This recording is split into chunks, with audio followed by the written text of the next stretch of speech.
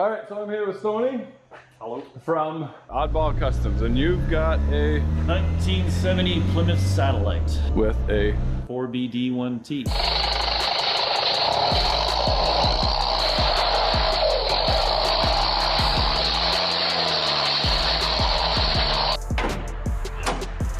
There you go. Nice. And what's it out of? It's an 80 out of an 88 Isuzu cab over truck. Okay. Got like a 1 ton? A little bigger? Sure. 5 ton? Yeah, single axle rear, dually rear. Okay. Like a small delivery, 3.5 ton truck-ish. You, of course, resealed it, checked it over. Not a chance. When I went to go look at the truck, it was sitting in a field, and there's a little inspection port on the flywheel. So I stuck my screwdriver in there and it didn't move. I'm like, but it moved a little bit. So I thought, what's going on here? You try to hit the starter, nothing, wouldn't crank over. So I'm like, I took a chance. I said, yeah, I'll take it. So they dropped off the whole truck, which is great. Because then I got to pull the, like the electric shut-off valve and all the parts that I would have probably forgotten or left there. But it turned out to be the alternator. So the alternator had seized on it. Cut the belt, turned over great. So, but you know, rather than resealing it and pulling it all apart, I started it up on the floor of the shop. Worked great. Couldn't shut it off actually, but I didn't know where the shut off was. So once it got going, I was like, oh my God, it's running. Now what? So, you know, we pulled back the lever with the mechanical fuel pump on it and got it stalled out. And that was it. Build an adapter kit, let's stick it in the car.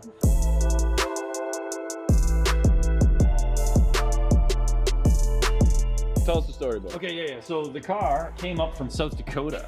And so it has a South Dakota VIN tag on it. One thing the Dodge guys always go for, right? So, what was it? Yeah. So at some point it was parts, I guess. Then the original VIN tag is gone, so they issued one of these things, South Dakota VIN tag. Right? A buddy of mine who I've been building some 69 Chargers for had this car, and he was going to cut it up for a Charger. I'm like, no, can't let that happen. So I bought it off him, and I just wanted something for road tripping across the states for me and my son, and this was a good donor. It had no engine. It was basically a shell and a bunch of mismatched parts. Like the whole thing's been made out of other parts. You can see all the gold parts and orange parts and yellow parts and the yellow door.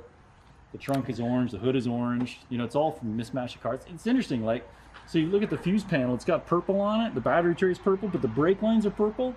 So I'm like, was there a car good enough that they could pull the brake lines off of and put it in this one? You know, like how many times have you ever recycled a brake line from another car? Yeah. Starting off with a rusty car was nice for a change, right? Because then you just get to have fun with it.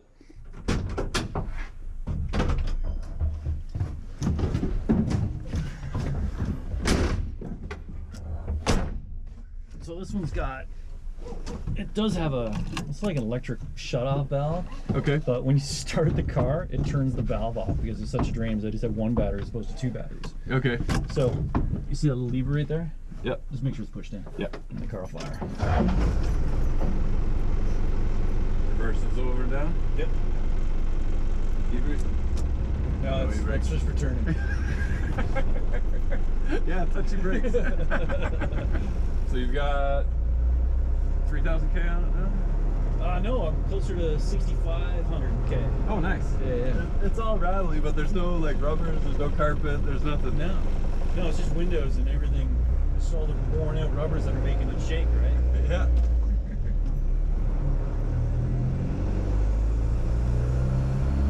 The T5s don't like missed shifts. Okay. That's the only thing that I've been warned about.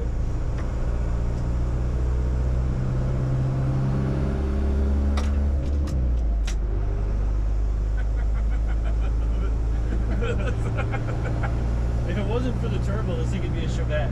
Yeah, like, yeah. It's nothing. It's 120 horsepower.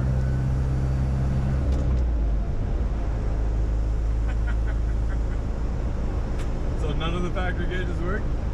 Fuel gauge, temperature gauge. I put both temperature gauges in because I wanted to see what the factory gauge would do versus an actual one. Yeah. So I'll eventually take this one out and put an air fuel gauge in. Okay. But for now, when it gets 180, then I know it's halfway, right?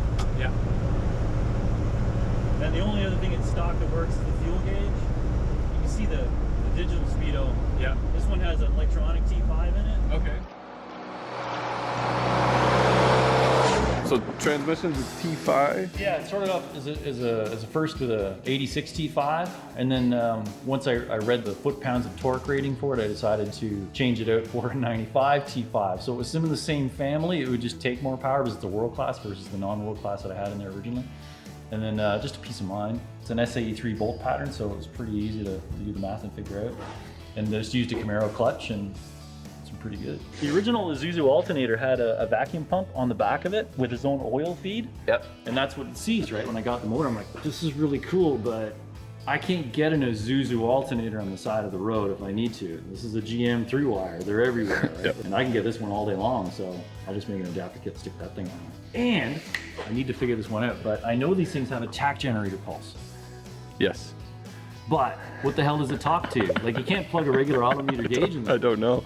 So, I've never really got into it because all my swaps have been to the GM, so I take the crank sensor off and I just put it on the front pulley and just stick the sensor on it. Yeah. I'm thinking that's like an untapped resource right there. Why don't I tap into it, right? Yeah, yeah. I bought one of those wish.com tack gauges for a diesel, but turns out it's for a boat, and there's like 9 settings on the back of it. So I plugged it in. I was like, works. I don't think I'm doing 4,000 RPM. It works. So as long as I keep it here-ish, if the engine's making some sort of, like, you know, I have to figure out what it's doing, right? So at least something's better than nothing. Because I had the T5 in there, but now I'm running a hydraulic master, or the booster, or sort of slave cylinder. Yep. If you take a look at how much room I have here, there's not a lot of room for a lot of linkage, right? But if you look at the Gen 4 Camaro, it's got an angled hydraulic master. It fit, and the Gen 4 pedals fit in the Dodge pivot point. I'm like, this car is building itself. But very seldom do customers ever push our own boundaries, right? Right. So, you know, we're so deep in this area that what pushes our boundaries and what makes us, you know, get off at night thinking about cool projects, right? I'm like, I'm gonna have to stick a diesel in a muscle car.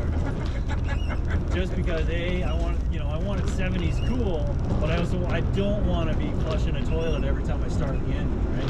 No. Like, I have a 340, I have a 440, but I'm no way I'm driving across the country on a 440. No. So I'm like, okay, what can I do there? So then it became, well, let's look for a diesel that'll fit. Will fit. I don't want to cut the firewall up. I don't want to go too massacred too bad. So let's find a 4-cylinder. What are my options? I got the 4BT or the 4BD1T, right? Yep. Hello. Yeah, thank you. Yeah, well, we got them. There's nothing safer than this car, I guarantee. Yeah. That's funny. A seatbelt check? That's awesome.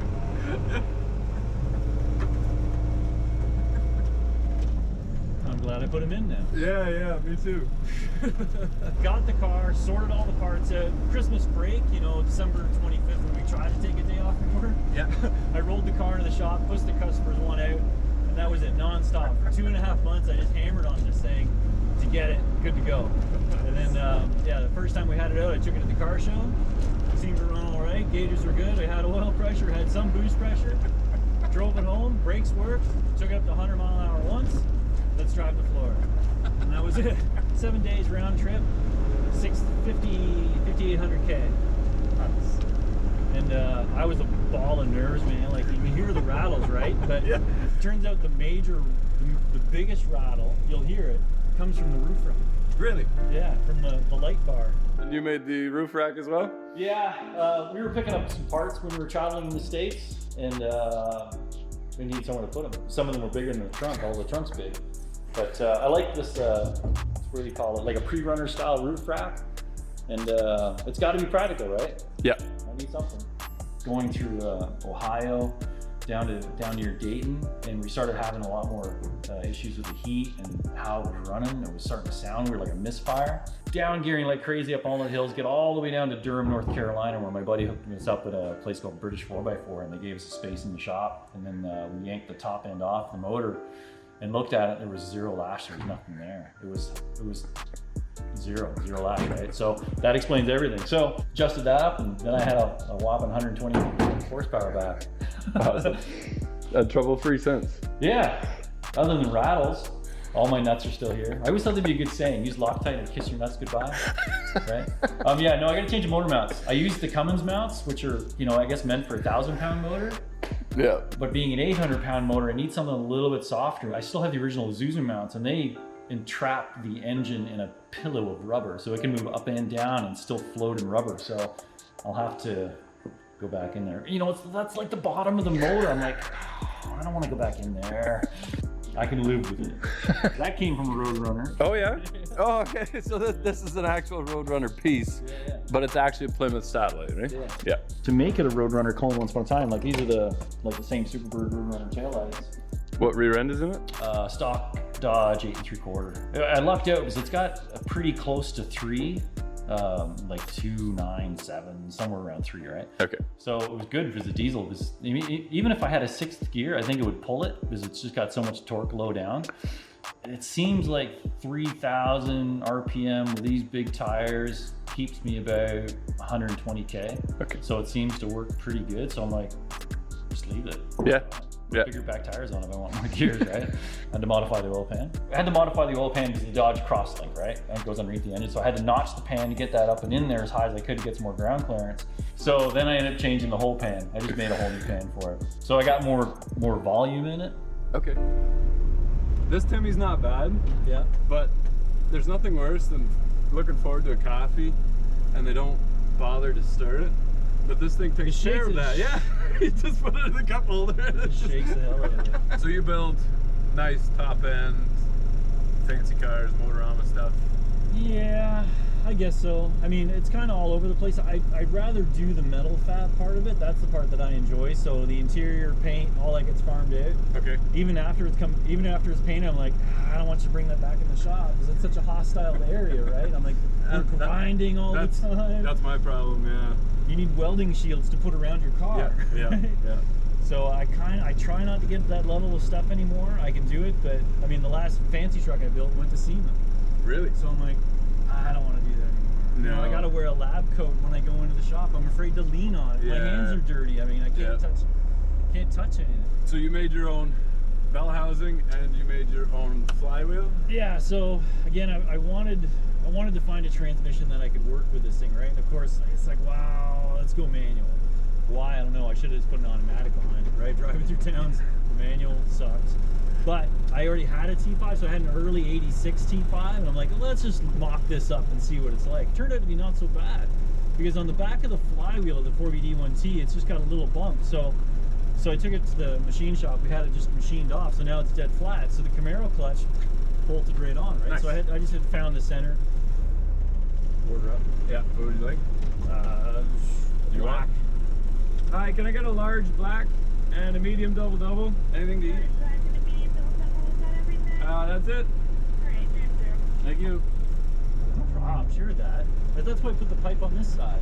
After I measured all the offsets, I only needed to, from the stock bell housing, I cut 4 inches off of it, welded a plate, and then I had my distances all set. Great, huh? And it's an SA3 bolt pattern, I think it was, so it was easy enough to find center, and that's where the pilot shaft fit. So I'm like, okay. And then I had to go hydraulic, throw a bearing, and all that. So that was a little more engineering, a little more thinking, but I think it's a little bit safer choice. Cheers. Yeah, cheers. I see you like your larges. It doesn't even fit in the. The small, yeah. Who drinks a small coffee? It's anyway? a medium. It's a medium? Yeah. See, in America, everything's like big gulp size. I know. So I had this drive shaft lying in my shop forever. Yeah. Like, I'm just gonna use that. It's longer than what I need. I gotta get 2 inches cut off, set it out. Yep. Give him the yoke dimensions, the length I need, he cuts it off, gives me a call, your drive shaft's ready. But it was bent. I mean, what do you fixed it? It was bent? Oh no, I fixed it. I'm like, why didn't you just tell me it was bent? I would have got you another one. So I get there and there's all these rosebuds and heat marks where he's stretched it and he's got it good again. I'm like, what do you mean it's good? He says it's good enough. I'm like, what do you know? What do you mean it's good enough? I need to know this stuff. So anyway, anything after 120 mile an hour or 120K, 70 mile an hour, I think it's a drive shaft. Yeah.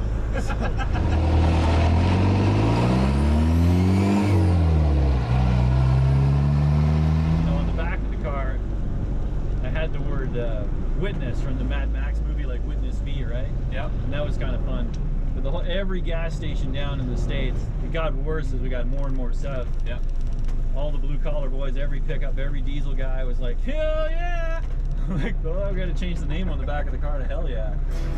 So, but in Napa in the States, you can buy the letters for your car, right? Oh, okay. So I'm like, oh, this is perfect, but they didn't have any L's, so I had to buy J's. So I got head jacked.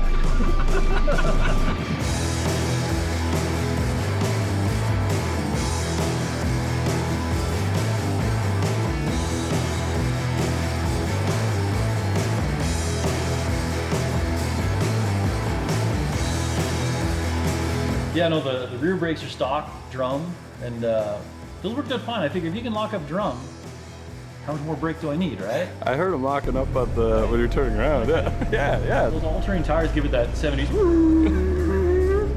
which is great. The front, I'm too Scottish to buy a disc brake kit, so I made one. This is a 97 Integra Type R is a forward bolt pattern. Dodges are forward bolt patterns. I'm like, okay, this could work. So I bought a rotor, they're like $50. Slipped it on, I'm like, this is gonna work. So then I got the calipers from the same Honda, the same Integra. Works great. Just there's like a 3/8 spacer plate, and that was it. So all in, how much you figure you got into it? You know, you can't count your time though. No, don't count your time. So Just in parts? Just in parts. You know, this is I want to buy an almost a car and I want to swap a little 7K. Awesome. 7K all in. Well, Stony, thank you very much. Of all the cars at Motorama, this was definitely one I kind of gravitated right away to it. Damn right. Yeah. I saw you walk by, I'm like, that's the guy from TV! I mean YouTube, that guy! He's taller than I thought. Yeah, so if you guys have rides, definitely let us know. We'd love to come and grab a coffee and show what all the work that you guys have done. Doesn't matter what it is, as long as it's moving and stopping.